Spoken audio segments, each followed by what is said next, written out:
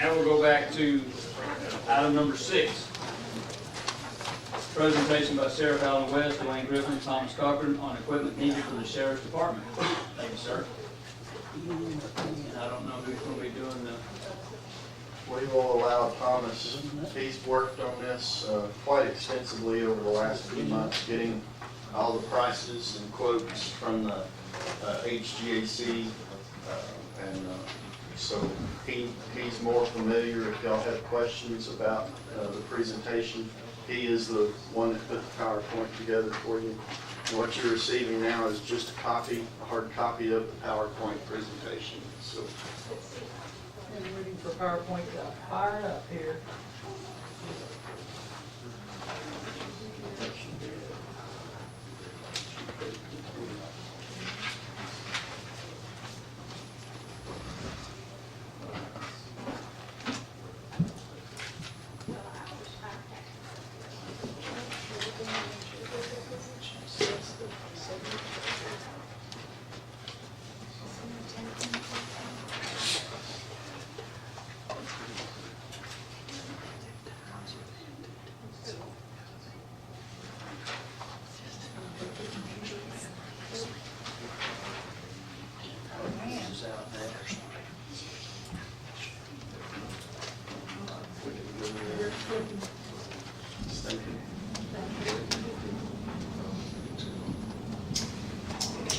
Here's an IP guy. Yeah.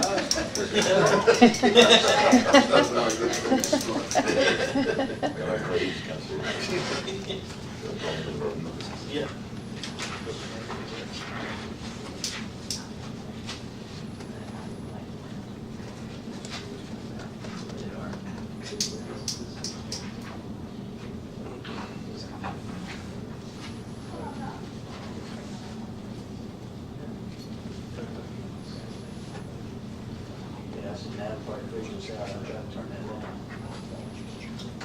Take the coat off. Thanks to the winners. I like it.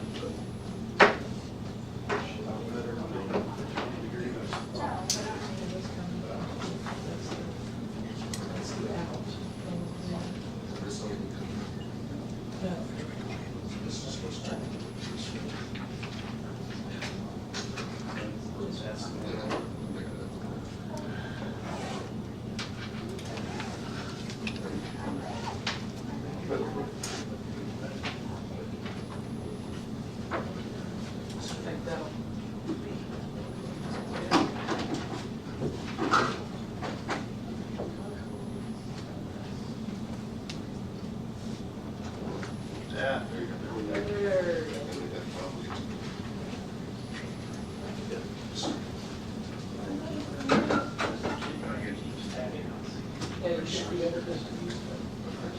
Sure. And that's why we have an IT professional on staff.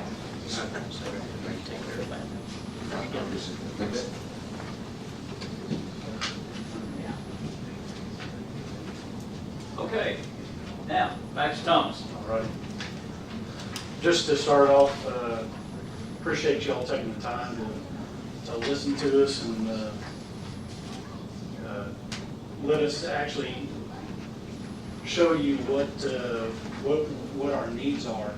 And it's a thing that we're looking forward to, especially in the next 4 years with Alan. And these are some of the things that we're looking at that are going to better the Sheriff's Department and especially the community that we serve. So start off, this is pretty much what we're looking at are vehicles. But how we look at it is we can't look at a vehicle unless we take something out to put something in.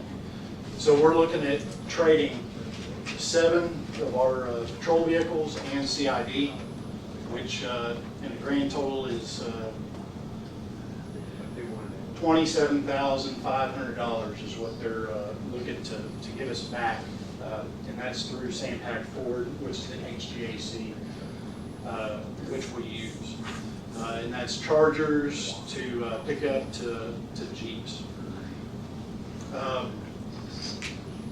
But the vehicles we're looking at on purchasing, we're looking at 5 2017 Ford Interceptor utilities and 2 2017 Ford Interceptor SSVs, and that's on the F-150 platform. Now you ask why we're looking at, replacing vehicles. Well, to top it off, we have 5 vehicles that are over 105,000 miles and 2 vehicles with high expense issues. Houston Chronicle had a great article. Pretty much what they said is 100,000 miles on a police vehicle is equivalent to 300,000 miles on a civilian vehicle. And you ask what compiles that? Well, of course, on a civilian vehicle, you're going to slow down for a pothole. You're not going to want to hit a curb. You're not going to exceed the speed limit. So pretty much what they said was police units drive over curbs, through potholes at high speeds, jam on brakes while putting on high demand for everything, for tires, suspension, fuel, etc. Due to high demand, police vehicles never cool off. When they are not driven and they are idle, they ensure additional wear and tear because they are sitting, while officers are right on the porch taking calls or rounding up cattle. The kind of general norm for a lot of the police departments as far as how many miles they like to tack on to their patrol vehicles till they trade them off. Austin Police Department, 80,000 miles, San Antonio, 70,000 miles, and Houston PD, 100,000 miles. I have a friend who works for Houston Police Department, and 100,000 miles, that's over pushing it. They try and get there as soon as they can so they'll get the best vehicle for their shift that night. I have to reiterate that these vehicles are going to be replaced. We are not adding to our fleet. We're taking away and putting in a new tool. As of right now, we have one vehicle. Actually, there's several, but one vehicle that is causing a lot of issues. Deputies tried to go to a domestic, catch up with a reckless driver, and the vehicle keeps on shutting down. They can't seem to find what's going on. So we need the equipment to help out to get to these calls in a timely manner and be reliable. So on the average, pretty much our patrol vehicles average about 20,000 miles annually. Admin vehicles about 10,000, and transport vehicles are about 15,000. We look at it as patrol vehicles last about 4 years with us. Admin would be 8, transport vehicles 5. Pretty much 80,000 miles is what we're looking at on a whole to try and trade vehicles, because we've been advised 80,000 is the ideal on trading. I know we're not in the business of making money here, but we want to get as much back out of it as we can so we can make that purse a little bit lighter. Now you want to look at savings. Well, I'm going to show you savings. In the past, we've used KMP Graphics, and KMP Graphics is a great company. They offer a great product for vehicle graphics, but those are about $1,200 a vehicle, and those graphics last 12 to 15 years. Well, as you know, we aren't keeping vehicles 12 to 15 years, but the fire department does, so it's ideal for them. But for us, we found Signs Express out of Stephenville. They're going to letter out a vehicle for $299, and those are to expectedly last 5 to 7 years.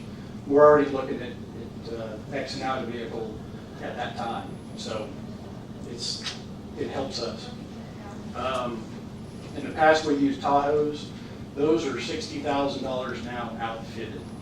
Well, we actually went and test drove and looked into it, and for our terrain, for our needs, the Ford Interceptor utility outfitted is $48,000. That's a pretty good difference in savings of what we have been doing. I know that Alan wants to save as much as we can, but get the best product we can for it. So Then also on savings, all of our radios in the trade-in vehicles, they will be allocated to where it is needed.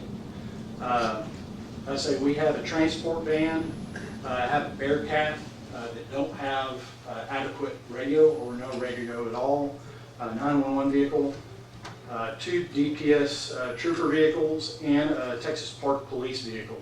They do not have any way of communicating with us, either in a fire emergency or in a police capacity.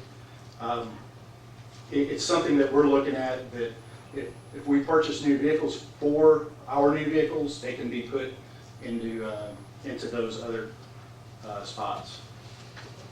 Now you're wanting to know cost. That's pretty much why we're here. Ford Interceptor utility vehicle, $48,147. That is with all accessories from radio to camera, 360 degrees of lights, and also prisoner partition. As far as the SSV, the Ford F-150 platform, we're looking at $42,919 with accessories, and then one of those would have a partition in it for prisoner transports if we need that. And that's 360 degrees of lights, and that's being very conservative on our lighting. It's not a light bar on top. It's pretty much the very basic of what they recommend. That's one camera system, a prisoner partition in one vehicle, and then also tonneau covers on the back for storage. As we found in the pickup trucks, we have one pickup that has no storage to actually transport people in it. And then you asked why the new radios. Pretty much current radios are dual band, and they no longer are built by Motorola. Motorola now provides a quad band radio. Our current radio situation is that, as I told you just a little bit ago, there's agencies, DPS, Texas Parks and Wildlife, and some in our agency that don't have radios or are inadequate, like our Bearcat. We can't communicate. With this, we would be allocating it so we would be able to communicate. And also this new dual band offers four frequencies, so UHF, VHF, 700, and 800.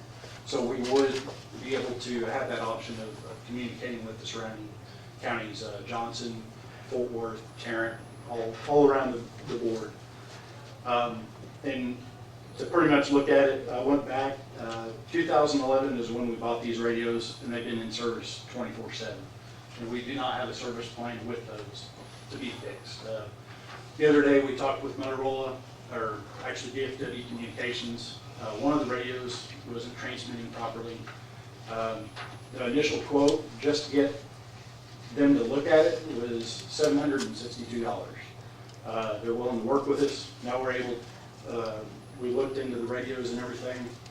Instead of $8,500, it's $5,200 per radio. Now on top of that, we have a little bit of a needs list.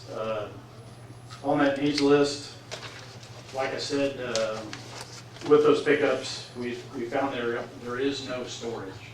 We have an open bed that you can't even carry SWAT gear or even your go bag. Front seat fills up. You need to have a two-man patrol for a little bit or such. It's not possible.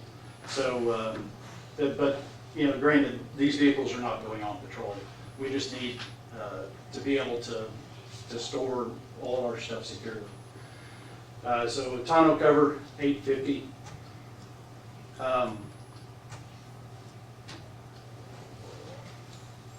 We're asking for 4 Glock 22s. We have 2 jailers actually right now at Armor Jailer certification class. So they can actually perform transports without accruing more overtime with those who are able to do transports. And then also we have a part-time that was hired on. And then if if there's ever an officer involved shooting, heaven forbid, you also have one pistol that will be extra for that on backup when you have to surrender for the investigation. Also, Dwayne will explain on the timekeeping. As you'll see coming up on your reports, we did submit a report to the court as far as this year, from January.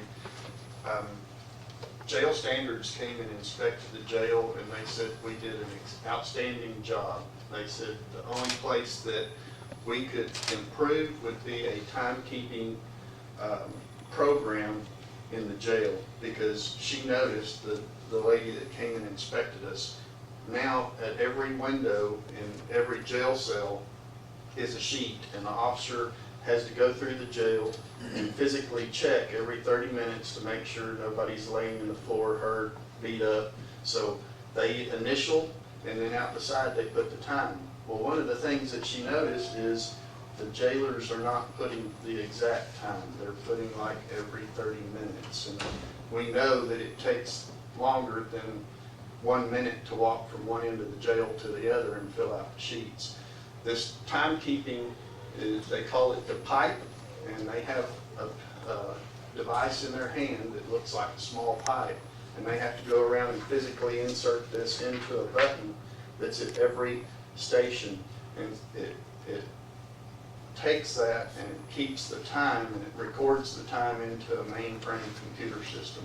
And that way we know for a fact exactly what time that jailer went around and checked each cell. It's not rounded up, it's not rounded down, and it keeps an exact time. And that system was a little over $6,000, well, it was $7,000, and that would outfit the entire jail. So that's what that is there. It's just a suggestion from Jail Standards to make our facility better. And so we would like to present that to the court for consideration. Does card readers meet their specs also? I'm sorry? If you were to go electronic type card readers, does that meet their specs? We are going to look into that too. We just wanted to present this. We're meeting with the card people Tuesday next week. And we're going to try and see which one is more economical, more feasible, either the card reader or this. But we just wanted to present this today since we were asking the court for consideration.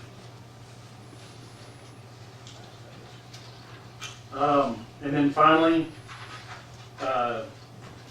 totals. 2 admin Ford SV vehicles, that would total $91,768 for two vehicles. 5 patrol interceptor utility vehicles would come out to be $240,735. Our needs $9,525, and total vehicles together 332,503, and grand total would be 342. I would like to add, I came and spoke with each of you individually last week about the vehicles and explained to y'all why we went from 4 patrol units to 5. That 5th vehicle that we had in question has again gone down. Thomas had to go pull it out of service About midnight on Saturday night. midnight Saturday night because it's again done the same issue. So this makes the 4th time that vehicle has gone down for the same issue. The county barn they cannot get it fixed, so it may have to go to the dealership to have it looked at. I don't know what they've discussed, but that is the 5th vehicle, and again, it is pulled out of service, it is unsafe, and that's the Charger that we had discussed we were going to keep, but now we're asking the court if you would go ahead for the 5th interceptor vehicle to replace it, because it is causing issues. As y'all see, this was just a presentation only. Discussion is fine, no action to be taken right now until we dig deeper into all the requests and needs. Y'all have any questions at all? For any of these gentlemen? I have one, Thomas, on this total vehicle, the 332,503, this does not take into account the trade-in of 27. That does not, no, sir. So that number is actually over by 27.5. 27.5 would come off if they traded in these vehicles. Yes. Okay. Do you have a listing of exactly how much for each vehicle? I mean, so if they want to identify a Yes. particular vehicle? Yes. And I know those numbers per vehicle. Okay. I know one of the vehicles that's in there that has the 130 some odd thousand, that's the one that the sheriff is currently driving, because he does not have a sheriff's vehicle. He's driving one of the oldest in the fleets right now, and they offered us $1,500 for that vehicle. So, because of the current high mileage state of it, so. Average is about 2,500 high mileage vehicles. Now, one thing that we're going to also request of the court, and it's in here, the Ford pickup, which I'm driving, it's got 183,000 miles on it right now. It was originally purchased as a 911 vehicle to carry posts and equipment and go out with measuring devices and put in posts for the people who request new 911 addresses. We're going to ask the court if we could retain that vehicle strictly for that purpose. It's got so many miles on it, it costs so much to maintain. We don't want to use it as a daily driver, but we do need a vehicle that 911 can go out and do their jobs with. And so we're going to ask the court if we could keep that vehicle strictly for that purpose. And that would be $8,000 was the trade-in value of that vehicle. It is in the trade-in total that's on here, so if the court so decides that we keep that vehicle, then that could change just a little bit. So. You haven't had any major mechanical issues with it? No, sir, not in the last month. We have not. There are some minor things that we decided not to fix, like electric seats and some of the lights on the interior are not working, but you know, it's nothing that will prevent it from being a functional vehicle for use for 911. In the last 2 years, we've had it, I can remember just simple things as rotors, water pump. That was about it. It does have some brake issues. You got to pretty much stand on it with 2 feet to get it to stop. It does stop. That's farm truck for you. Yeah, it's a farm truck. Also, one thing I'd like to point to the court is these new vehicles that we're looking at are 4-wheel drive vehicles all the time. So that's going to solve some of the issues that we originally purchased this truck for in the past, was for patrol in bad weather days, icy, snowy roads. These vehicles are our 4-wheel all the time, so that will help solve that issue. So. The vehicle that apparently has the electronics problem that goes bonkers on you, Yes, sir. how many miles does it have on it? It has 78,000 miles. It's It's the one one of the you- ones on that It mileage. says 76,487 on your sheet. It's the second from the bottom, the 2013. It's in there, very cool. It was one of the last Chargers we purchased. Yes, sir.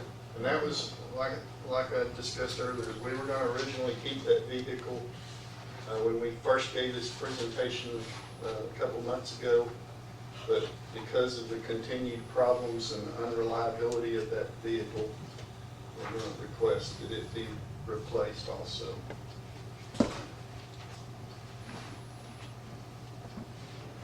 Any other questions at this time?